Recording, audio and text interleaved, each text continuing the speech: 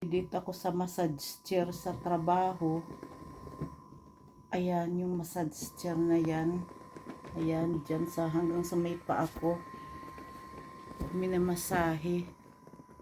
Kasi kay dyan. Ayan. 15 minutes ang ano niyan. Magpipili ka, may music din yan. Namasahe yung tagiliran ko. Ayan, dyan sa may ano, sa may puwit ko. Dyan na yan. Yan, nakikita nyo yung ano na yan, circle.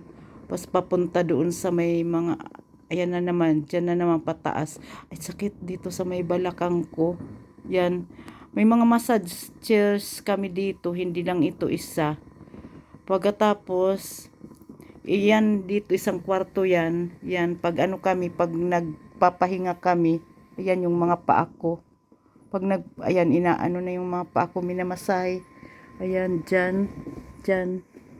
Pagkatas may ano din kami, kama din kami sa baba.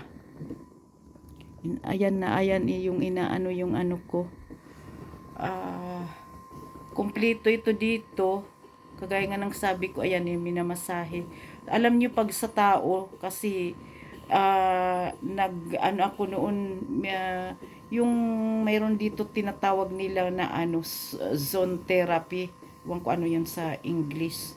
Ano yung, kasi yung nagtatrabaho kay yan, yung ano siya, yung accountant niyan noon, yung asawa, yung babae, yun, nagaano siya ng zone therapy. Pero teacher din siya, naging ninang siya ni Sven Eric.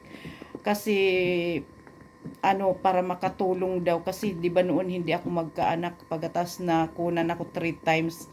Nung ganyan niya ako, yung minamasahe yung paa ko kasi direkta pala yan sa buong katawan natin, yung tanampakan dyan minamasahe niya.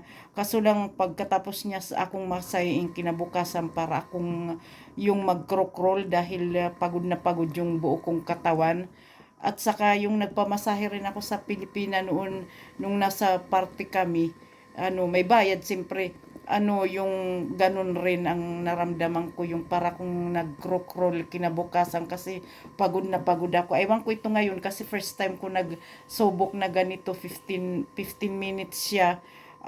Kasi noon medyo natatakot ako sa ano na to massage chair na to, kasi siyempre yung mga paa ko, ano, yung taas ba naman, tingnan nyo yung mga paa ko nakataas yan dyan.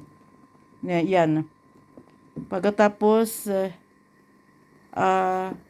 ngayon yung minamasahin na sa akin, ayan, yung ano ko, yung batok ko.